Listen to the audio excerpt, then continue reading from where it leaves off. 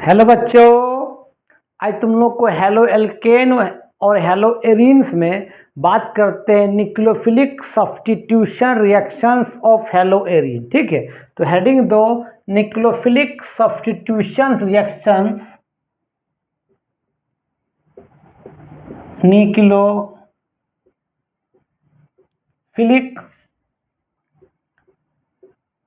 Substitution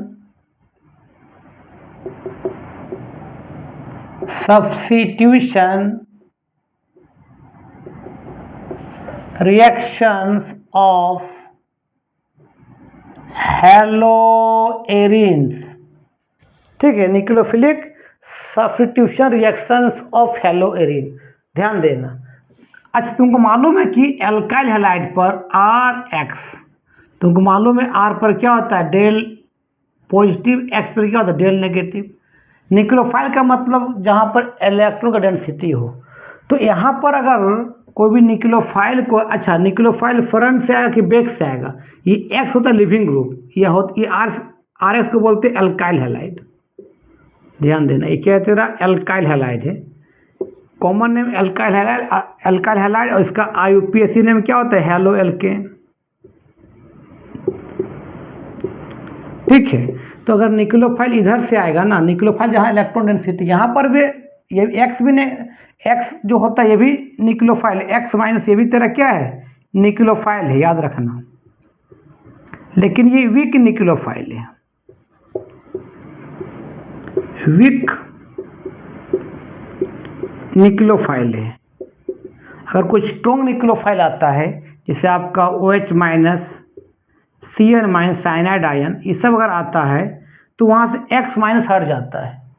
तो अगर कोई स्ट्रॉन्ग न्यूक्लियोफाइल इधर से भी आएगा तो ये भी माइनस और ये भी माइनस, रिपल्सन हो जाएगा, तो अच्छा सा अटैक नहीं कर पाएगा। इसीलिए आपका स्ट्रॉन्ग न्यूक्लियोफाइल पीछे से आता है और पीछे से आके इस R पर अटैक करता है, तो वहाँ से X वहाँ से क्या होता है रिप्लेस कर जाता है। और सबसे अच्छा लिविंग ग्रुप X में कौन होगा I माइनस, फिर कौन होता है आपका Br माइनस, फिर क्या Cl माइनस, फिर क्या आपका F माइनस। ठीक है, बेस्ट लिविंग ग्रुप है क्योंकि I का साइज सबसे बड़ा होता है। तो ये क्या बन जाएगा बता, तो ये बन जाता है ROH प्लस X माइनस निकल। तुमको मालूम है भाई X का मतलब कौन कौन ग्रुप होता है, फ्लोरीन, क्लोरीन, ब्रोमीन, आयोडीन।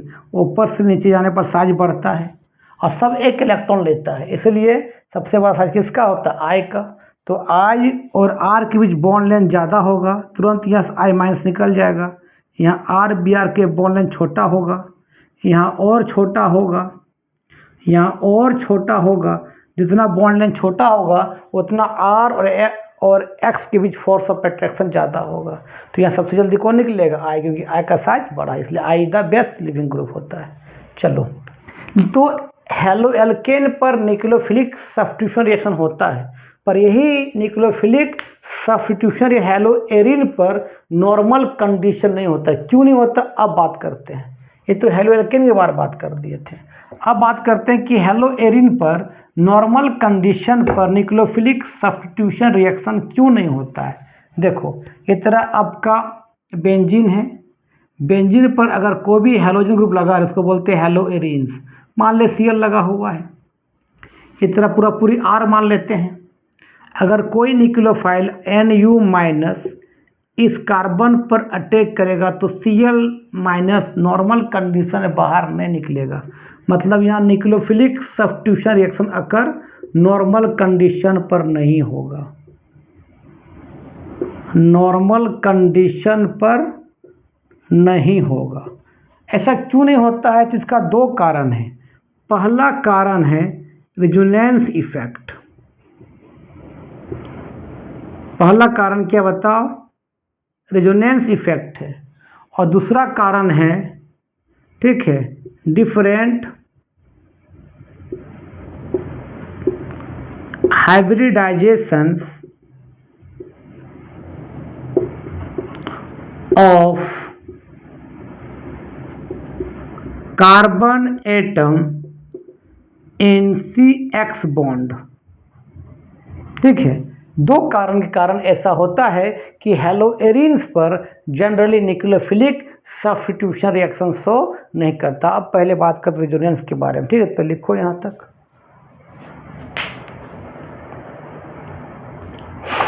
चलो अब इसको मिटाते हैं। पहले हेडिंग दो, रेजोनेंस इफेक्ट क्या होता है। पहला हेडिंग दो, रेजोनेंस इफेक्ट।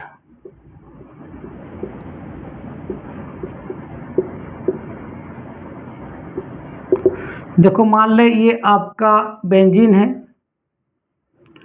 और बेंजीन के ऊपर लगा हुआ Cl, जितने भी हैलोजन ग्रुप होते हैं, फ्लोरीन, क्लोरीन, ब्रोमीन, आयोडीन, सबका वैलेंस इलेक्ट्रॉन 7 होता है। तो इसके पास एक बॉन्ड बना हुआ है, तो इसके पास कितना होगा, 6 इलेक्ट्रॉन और बचेगा। और इसका देखो तो कार्बन कितना बॉन्ड है, 1 2 3 4 है। और तुम याद रखना 2 इलेक्ट्रॉन मिला के एक बॉन्ड बनता है। अगर मान ले 2 इलेक्ट्रॉन मिला के यहाँ एक बॉन्ड बन जाएगा इस रिंग पर, तो कार्बन कितना बॉन्ड हो जाएगा, देखो तो 1 2 3 4, 1 5 बॉन्ड हो जाएगा। तो कार्बन 5 बॉन्ड रख नहीं पाता है, तो यहाँ से पाई इलेक्ट्रॉन आगे को माइग्रेट कर जाता है। और इस दोनों तरफ तीर का निशान को बोलते हैं रेजोनेंस सिंबल बोलते हैं, ठीक है। अब देखो तो क्या हो गया, अब यहाँ पर सिंगल बॉन्ड से क्या बन गया, डबल बॉन्ड बन गया। और Cl पर चार्ज क्या हो गया, प्लस। प्लस क्यों, 2 इलेक्ट्रॉन दिया और इधर माइनस इधर शिफ्ट कर गया। फिर यहाँ डबल बॉन्ड, फिर यहाँ डबल बॉन्ड, फिर ये रेजोनेंस होता है। देखो यहाँ पर देखो तो कितना बॉन्ड है, 1 2 3, और यहाँ एक कैसे 4 बॉन्ड है। अगर ये माइनस यहाँ आता 5 बॉन्ड हो जाएगा। तो 5 को 4 करने के लिए फिर पाई इलेक्ट्रॉन आगे क्या करेगा, माइग्रेट करेगा। तो बता क्या हो जाएगा, बोलो तो। इस तरह से क्या हो जाएगा, यहाँ पर फिर डबल बॉन्ड, फिर यहाँ माइनस, फिर यहाँ डबल बॉन्ड, फिर यहाँ डबल बॉन्ड, और Cl पर क्या हो जाएगा बाबू, प्लस हो जाएगा। Cl पर प्लस क्यों हुआ, क्योंकि Cl इलेक्ट्रॉन दिया। अब देखो तो यहाँ पर कितना बॉन्ड कार्बन का है, 1 2 3, या 1 क्या 4 है। फिर ये माइनस यहाँ आ जाएगा, 5 हो जाएगा। फिर 5 को 4 करने के लिए पाई इलेक्ट्रॉन फिर क्या आगे शिफ्ट कर जाएगा। तो इस सिंबल को रेजोनेंस सिंबल बोलते हैं।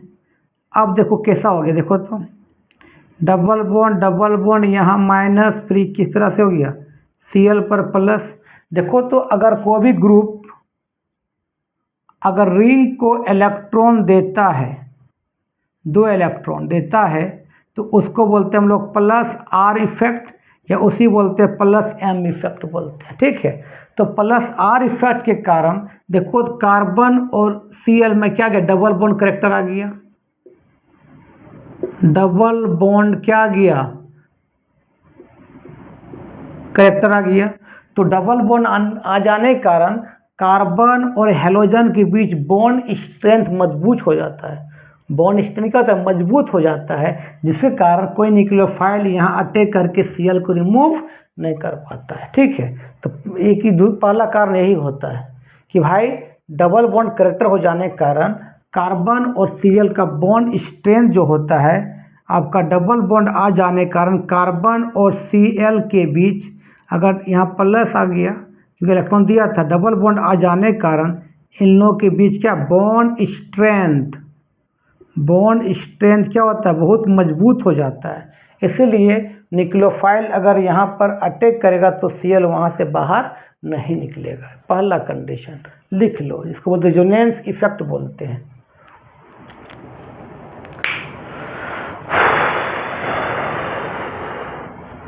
लिख लिया। दूसरा कारण है different हाइब्रिडाइजेशंस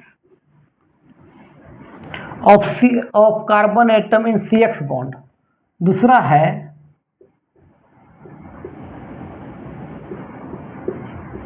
difference hybridisations of carbon atom in CX bond. लिखो पहले इंक भर लेते हैं।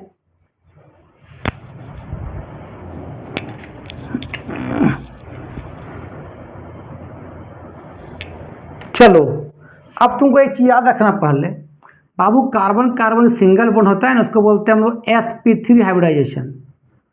डबल बॉन्ड होता है उसको बोलते हैं sp2 हाइब्रिडाइजेशन। और ट्रिपल बॉन्ड होता है उसको बोलते हैं sp हाइब्रिडाइजेशन। sp3 में मान लीजिए S सिंगल बॉन्ड में मान लीजिए 100% है, तो इसको 4 भाग बांटो, एस में एक एस है और पी 3 को p x p y p z, तो कितना होगा एस आपका एस ऑर्बिटल कितना होगा आपका 25% और p x p orbital x axis p orbital y axis p orbital z कितना सब हो कितना 25%। अब यहाँ देखो तो एस पी टू है कितना, इसको 100% बांटना है तो कितना होगा एस कितना हो जाएगा 33.3%, और यहाँ तो 3 को पी नहीं है पी एक्स पी वाई होगा, तो आपका p x p orbital x axis p orbital y कितना होगा 33.33% होगा। लेकिन यहाँ देखो तो सिर्फ एस और पी है, तो यहाँ पर एस ऑर्बिटल आपका 50% होगा और पी ऑर्बिटल भी 50% होगा। कार्बन में अगर एस ऑर्बिटल का करैक्टर बढ़ेगा, ठीक है, तो कार्बन का भाई इलेक्ट्रोनेगेटिविटी भी बढ़ेगा, इलेक्ट्रोनेगेटिविटी क्या होता है बढ़ जाएगा कार्बन का, ठीक है।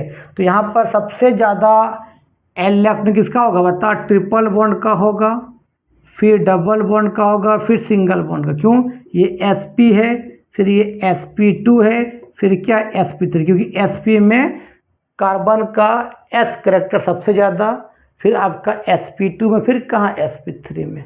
अब आते हैं अपने मुद्दा पर, चलो इसको लिख लो थोड़ा सा। अब देखो जैसे यहाँ हेलोएरिन्स जो होता है रे बाबू, तो क्या देखो तो ये बेंजीन है, ये 6 कार्बन क्लोज रिंग, फिर डबल बॉन्ड, फिर सिंगल बॉन्ड, फिर double bond, single bond, double bond, और मान लिया Cl लगा हुआ है। तो देखो तो यहाँ पर इस कार्बन का 1 2 3 4 डबल बॉन्ड है, तो यहाँ पर क्या बता sp2 करेक्टर है, क्या है sp2 करेक्टर है, मतलब इस कार्बन का जो है इलेक्ट्रोनेगेटिव बहुत ज़्यादा है, इलेक्ट्रोनेगेटिव क्या बहुत ज़्यादा है। तो कार्बन क्या करेगा, इस कोवलेंट बॉन्ड से क्लोरीन का इलेक्ट्रॉन को अपनी ओर खींचेगा, कार्बन क्या करे क्लोरीन के इलेक्ट्रॉन को अपनी ओर खींचेगा, जिसके कारण क्या होता है ये बॉन्ड लेंथ दब जाता है। अगर बॉन्ड लेंथ छोटा दब जाएगा, इस तरह से दब गया ये Cl और ये खींचेगा ये, तो बॉन्ड लेंथ दब जाएगा, तो बॉन्ड लेंथ दब जाएगा तो इसका फोर्स ऑफ अट्रैक्शन बढ़ जाएगा।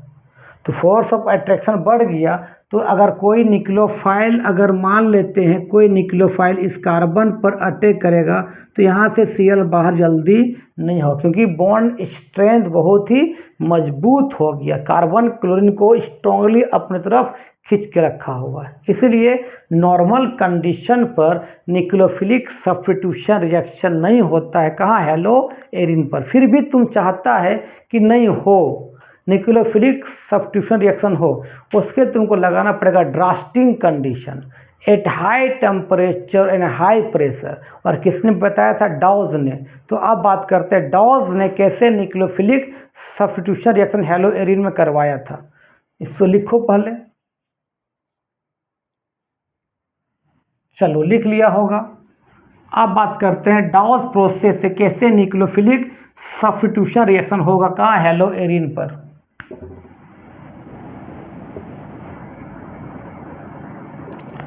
डॉज प्रोसेस, ठीक है। अब सुनो, ये मान ले बेंजीन है, ये बेंजीन है, बेंजीन के ऊपर क्या Cl है, इसको क्या बोलते हैं क्लोरोबेंजीन।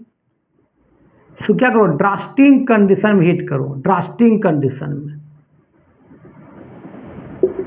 ड्रास्टिंग कंडीशन का मतलब होता है at high temperature and high pressure, मतलब बहुत स्ट्रांगली फोर्स यहाँ कार्बन Cl के पीछे ना, इतना ज़्यादा स्ट्रॉन्ग हीट करो कि इस बॉन्ड को तोड़ के ले जाए। तो कितना करना पड़ता है 620 केल्विन, इससे ज़्यादा टेम्परेचर लगाना पड़ता है, 620 से ज़्यादा, और आपका 300 एटमॉस्फेरिक प्रेशर से लेकर 400 एटमॉस्फेरिक प्रेशर के बीच में हीट किया जाता है। इतना प्रेशर रहेगा, इतना टेम्परेचर, इससे भी ज़्यादा टेम्परेचर देना पड़ता है। और 2 मोल और लेंगे एक्वा सोडियम हाइड्रोक्साइड 2 मोल, ऐसे लिखेंगे NaOH 1 मोल हुआ, फिर NaOH 1 मोल होगा। तो इसका H इसका OH पहले बाहर निकलता है, मतलब क्या H2O, और ये Na और Cl भी बाहर निकल जाता है और ये ONa यहाँ जाके चिपक जाता है। तो क्या बन जाए देखो, तो बेंजीन रहा, बेंजीन के ऊपर क्या लगता है ONa, इसको बोलते हैं सोडियम